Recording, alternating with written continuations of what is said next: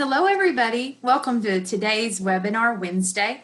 This is Tina McMecken, Acting Executive Director for the American Society for the Positive Care of Children.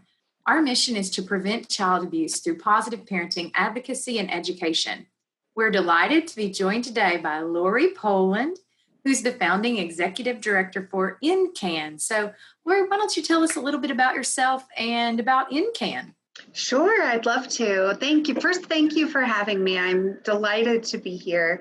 You know, a lot of people ask me, how can you work in this field and what brought you to this field? And for me, my journey into child abuse started when I was about 3 years old. I was abducted as a small child from my front yard. A stranger drove up and asked if I liked candy, and like any sugar-loving 3-year-old, I eagerly got in the car and we drove off. And my dad had just gone inside to get my brother and I a popsicle. And in the 35, 40 seconds that he was inside, he came out. My brother was on the porch and said, "Where's Lori?" And he drove around the whole neighborhood and I was gone. So my abductor took me up to the mountains and abused me pretty severely. And then he left me in the pit of an empty, it wasn't empty, it was an abandoned outhouse toilet, 15 feet below ground, and left me there for dead. I was there for 3.5 days when bird watchers found me. They heard me crying when they were using the facilities and asked what I was doing there, and I told them that I lived there. And so I was reunited with my family, and it was kind of the beginning of my journey. I went to a really wonderful agency at the time that was run by a doctor named Dick Krugman, and there I saw a psychiatrist, from London, and I first fell in love with his accents. I am a sucker for accents. So, and then I worked with him pretty extensively, and then for about a year. And after that, I kind of went on to live what was presumed as a normal life, even though there were a lot of additional struggles and traumas and abuse experiences that occurred. And then, starting at around 11, I had this passion, and I knew that I had this sense of empathy and compassion for people who had done things right and wrong. I knew early on that I had a greater mission in this world and decided that I wanted to give back in every way that I could. And so I worked my way. I knew at some point I wanted to open a place for people to experience love and attachment. And I just, every step I took was like with that end goal in mind. And Dick Krugman, the director of that center, and I reconnected my senior year of high school. I called him one day to do a term paper, and shortly after that, we met, and then we stayed in contact over the years.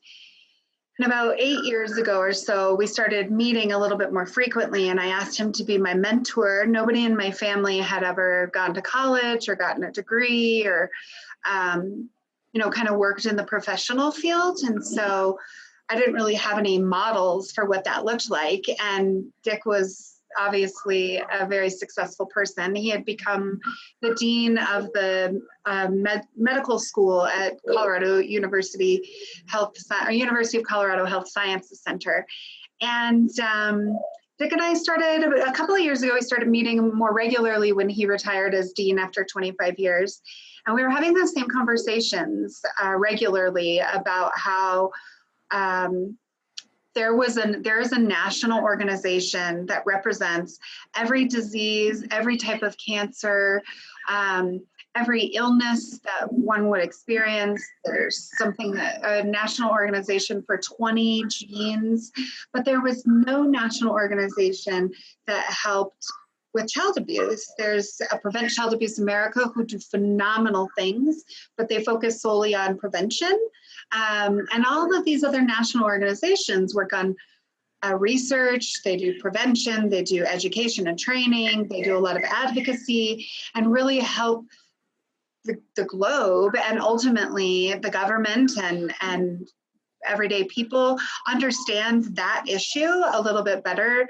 Susan B. Komen is a great example. The American Heart Association is another phenomenal organization. American Foundation for Suicide Prevention, the American Society for Positive Care for Children. Like there's all these organizations that do wonderful things, but there wasn't like this overarching one that focused solely on child abuse and neglect that really addressed all of those things. And so Dick, said, what the heck, you want to do this with me? And I was like, sure. Neither of us thought that people would love us, and neither of us thought that it would take off the way that it has. And we spent the last year and a half, actually almost 2 years now, touring the country and doing a listening tour, meeting with other organizations like I just mentioned, and learning from them. We don't want to reinvent the wheel. We want to work with people and really help advance this field in a rapid way so that other people can experience an abuse-free life, and that the 4 million children that are born next year don't have to experience child abuse. And I think it's very doable. We need to be able to talk about it, and we're doing it. So it's exciting. That's awesome. That is such a great ending, or actually a beginning to a wonderful story. So, well, throughout all of your experiences and including, your professional work and your academic work. So what can you tell us about child abuse? So what have you learned about child abuse? If you had to, really condense it down to maybe one or two big picture things. Sure. Yeah, I would say two things. One is the effect of child abuse on attachment, and then the other is the impact of child abuse. So I think that we forget as people that every single thing that we experience as little kids influences us and informs the way we grow up to be adults, and the way we parent, the way we work in an environment at our jobs, the way that we walk our dog, the way that we raise our dogs, the way that we clean our homes, the way we take care of ourselves. All of those things happened because we learned something along the way that informed that. And if we ever had anything that disrupted that, it just kind of made the line a little wavy. And if it was a big disruption, it'd make that line really wavy. And I think that what I call it in my clinical work, I got trained as a licensed professional counselor, and I specialized in marriage and family work as well as child and adolescent work. And then also did a lot of studying of infant mental health, specifically because of that attachment. So the way that I look at it from my clinical lens is that I call it an attachment disruption. So as we're moving along, the moment that we're conceived, we're measured. And we go to the doctor and they see this little peanut on the screen, and they measured, circumference and heartbeat, and then all the way up until our last breath, we're measured. Every time we go to the doctor, they weigh us, they take our blood pressure, our heart rate, and they measure all of that, and they document it just to see, not because they want to say, well, when you're 50, your heartbeat slower than when you were 8. That's not it at all. It's really because if there's any disruption in that, we're going to stop and we're going to intervene. We want to be preventative, right? But we don't have that for emotional development. So when we're born, we're supposed to kind of go along this track and learn all of these emotions. And what do we do with each emotion? And some people get all of their emotions really, really early on. Other people get their emotions as they go along the way. But what do we do with those emotions? And when we have a major trauma, or child abuse specifically, I call it an attachment disruption. And that's where there's a big kink in that line, and we have to address the impact of that at that time, or else it will always disrupt that line for the rest of forever. And so, and even if we do address it, we have to readdress it at each major developmental milestone so that we can continue to face it and its impacts as we grow. So that's just the impact of the victim themselves. And the other big piece about child abuse that I've learned through my experience and my professional development is the impact of child abuse on the world. I think that oftentimes child abuse, we don't talk about it. It's very shaming. It's shaming for victims, it's shaming for perpetrators, and it's shaming for bystanders. There's so much shame that comes around that.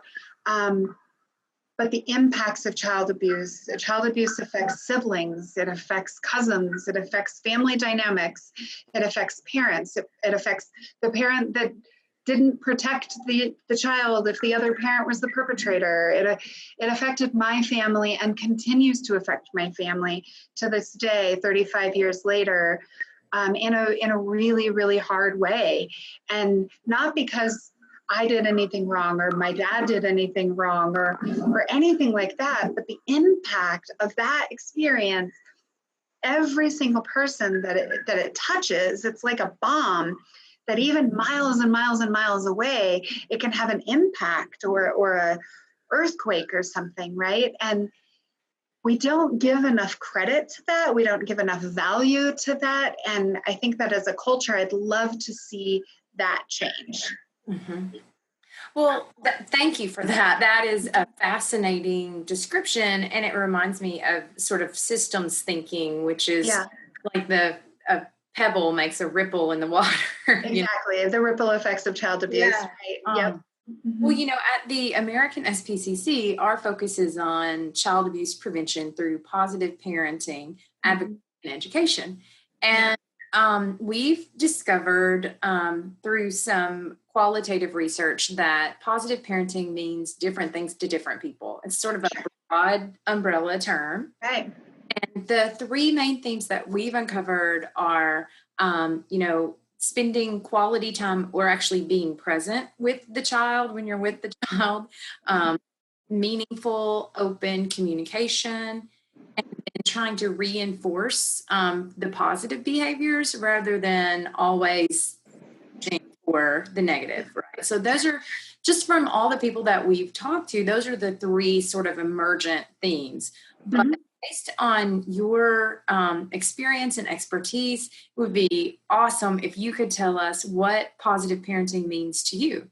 I think it's funny to hear you say that, because I was like, that's exactly what I say. I mean, for me, I name it a little bit differently, but authentic attachment or authentic relationship is that truth piece, is that open and honest communication. Positive reinforcement is ultimately letting somebody know that they matter.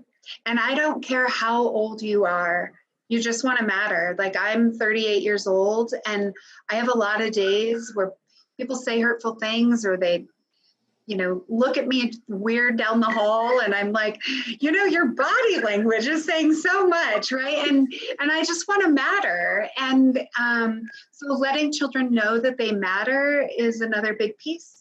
And then the other piece to that is, when you were the very first thing that you said was quality time. And there was one night, I think my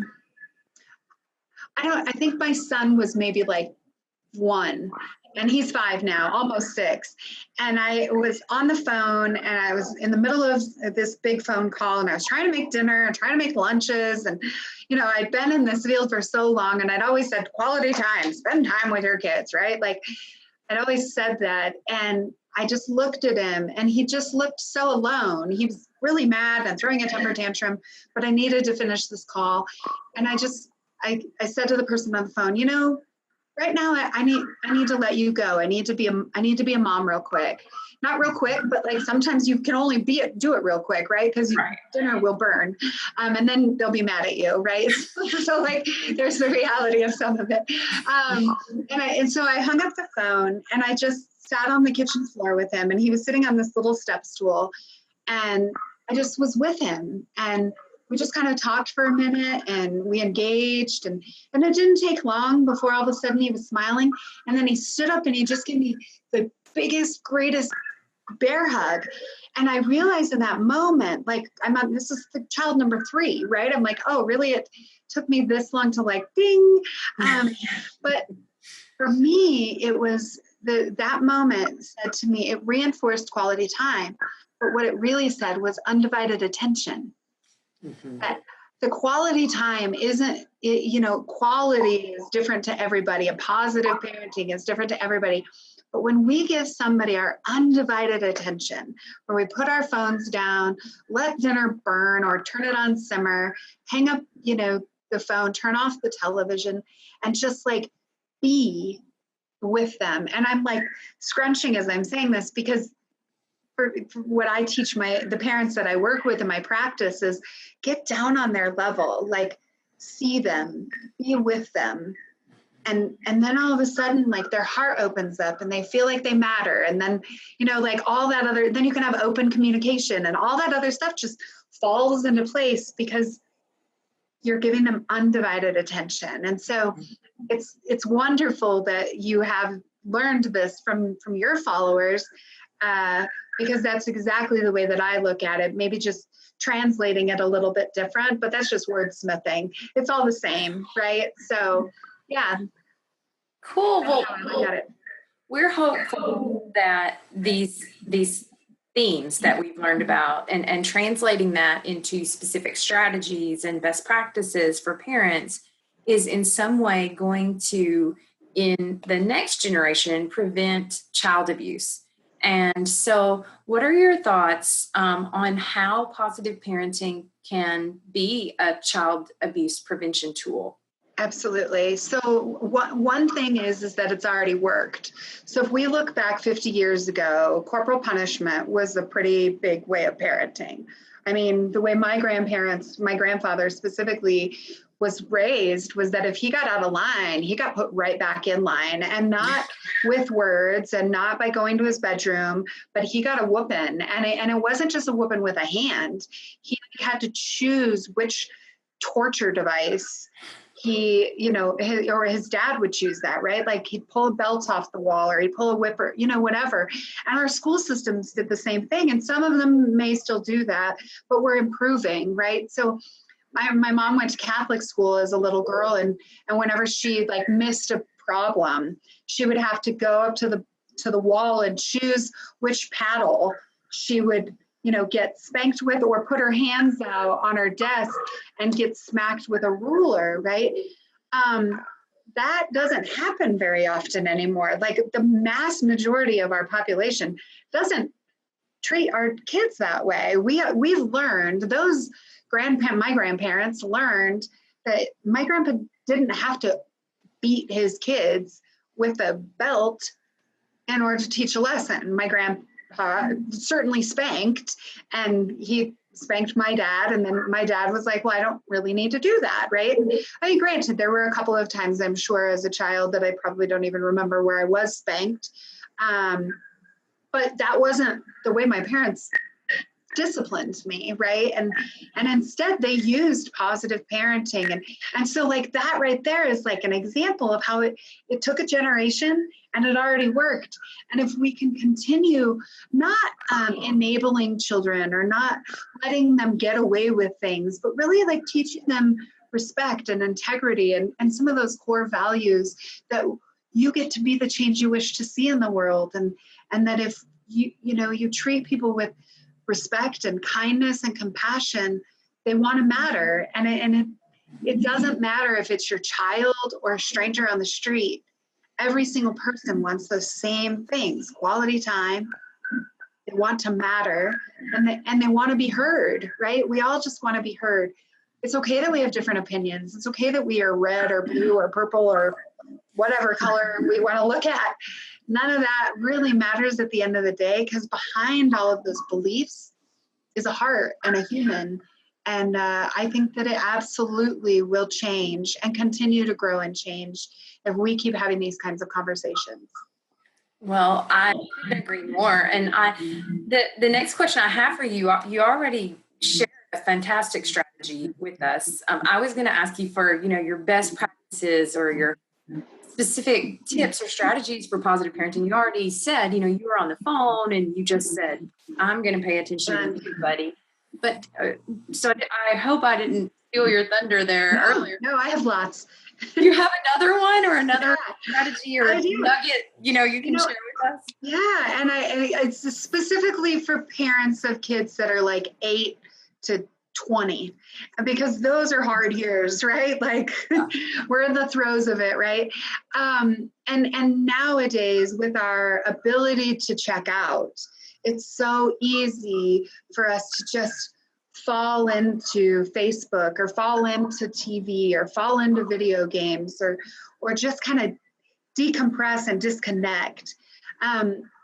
So one of the best advices that I could give to anybody and strategies that I could give to anybody, whether it's a parent or an older sibling or an aunt or a friend, and that is to trap them in a car and go for a drive, preferably somewhere where there's no phone service. I love it.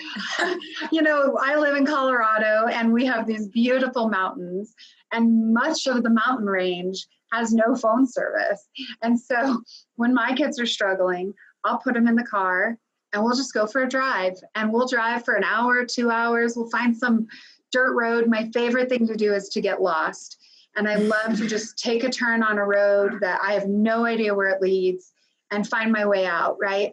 But just by that adventure having, what also happens is all of a sudden my 11-year-old, almost 12-year-old starts talking about this boy or her friends or this homework assignment that she didn't get or her fears or all of these things that are happening. And I don't care how old you are. My dad did that to me all the way up until I was like 33 was the last time we went for a drive together. And that's, something that's so valuable. A few weeks ago, we had a pretty big upset within my family system. And I called Dick and I was crying and I said, I don't even know how to be a mom right now. I don't know how to support my children. What do I do? And he said, well, you put them in the car and you take them to a restaurant and you feed them whatever you want. And I hung up and they said, what did he say? And I said, he said to feed you junk food. And but he also said to take you for a drive. And I said, how about we go to Glenwood? And my little boy, his eyes lit up and he said, I'll start packing. And so we just took a 2-hour drive at 7:30 at night, went up to the mountains, stayed in a hotel, and got up the next day and sat in hot springs for 8 hours and had a 2-hour drive home. And it was the best thing that we could have done to connect and bond. And, I have to do it too. I'm a human just like everybody else out there, and we have our moments. So that's what I would do. Trap them and make them talk. I love it. Well, and for the little ones, some of my best conversations with Laura have been in a sheet fort. You know how you take a sheet and make a little fort, Yeah. And I think it's kind of the same thing. Undivided attention. Yeah, exactly. Mm-hmm. Awesome. Yeah. I love that drive idea, though. That's practical, and I don't know why. We just need to put that out in a press release. Right? That should have been in the parent handbook. Go burn gas, right? There's pros and cons to all of it, but yeah, it works for me. Cool. We've talked about so much, and you've just shared so much amazing information. Mm-hmm. If you want to just try to distill down, I keep saying, bring it down to one or two things. Yeah. What we want to leave our constituents with, the people who may be watching this live or will be watching the recording later, what are the main things that you would like, if they don't remember anything else from today, please remember this. So, the one thing is that I just said, like, be the change that you wish to see in the world. And we live in a world where we see a lot of really hard things. Every single time we turn on a television, whether it's a sitcom or it's a news story or it's Dateline or anything like that, it's hard to take it all in on our computers, on our phones. I mean, we're constantly connected, and that can be overwhelming. And even the worst of people were born as small, pure, beautiful children. I've never met a 5-year-old that says, when I grow up, I want to beat my kids, I want to neglect them, I want to hurt them. I've never met a child that says that, even if they're being hurt at home. I've never seen it. And I don't think I ever will, because every one of us is born pure, and we have a right and the ability to change always. It's never, ever too late. And so I would kind of sum it up by saying there are possibilities, and there are organizations like yours and ours where we are going to change this. We're going to do something better. And I'm really, really excited for the future. So I love that message of hope. Yeah. And I wanted to take a few minutes. I know you guys have a really cool campaign going on over at EndCAN. Is it Give 5? Do you want Yeah, so on September 26th, we did our national launch at the Press Club in Washington, D.C. And there we launched our Give 5 campaign. And that is essentially, it's raising your hand and taking just a moment to recognize the 5 children that die every day from child abuse and neglect. That number hasn't changed in the last 50 years, which is a very sad thing. Over 1,700 children die yearly from child abuse and neglect. And so we just ask people to take a moment and raise their hand, take a selfie of it, post it, talk about child abuse and neglect, donate $5, donate $50, donate $5,000 if they have it. Whatever. We are not discriminative at all. I don't even know if that's a word, discriminative. Yeah, well, it is now. I just made it. So, but yeah, it's Give 5 is a beautiful message about just recognizing that, again, we live in a hard world, but we can do something to change it. And EndCAN is on a fast and furious mission to make sure that that happens. And I'm so excited to be a part of it. That's awesome. Before we close out, do you want to tell us EndCAN's, what's your website? How can people find more about you guys? So EndCAN is short for the National Foundation to End Child Abuse and Neglect. So END, CAN, Child Abuse and Neglect. Our website is www.endcan.org. There's lots of information on there, including a link to the American SPCC, as well as information about how people can get involved and what they can do to help. We are needing volunteers. We're needing resources. It's an underfunded field that needs the support of, we're hoping, the grassroots population. That every survivor, there's millions and millions of adult survivors that were once abused and neglected as children who are thriving, surviving, and even transcending in this world. And we want to hear from them. We want to connect with them and have them help us spread this message and make a change for the next 4 million children born next year.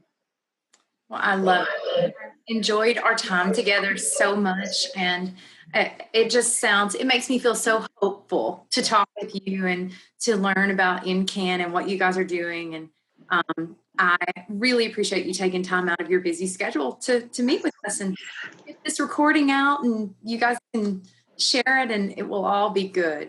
Wonderful. Well, thank you. Thank you so much. We are just delighted to be friends with you and hopefully someday partners. And I really believe in what you guys are doing. So thanks for having me. It's been such a pleasure. Well, thanks again, Lori. Have a good afternoon. You too. Take care. Bye-bye.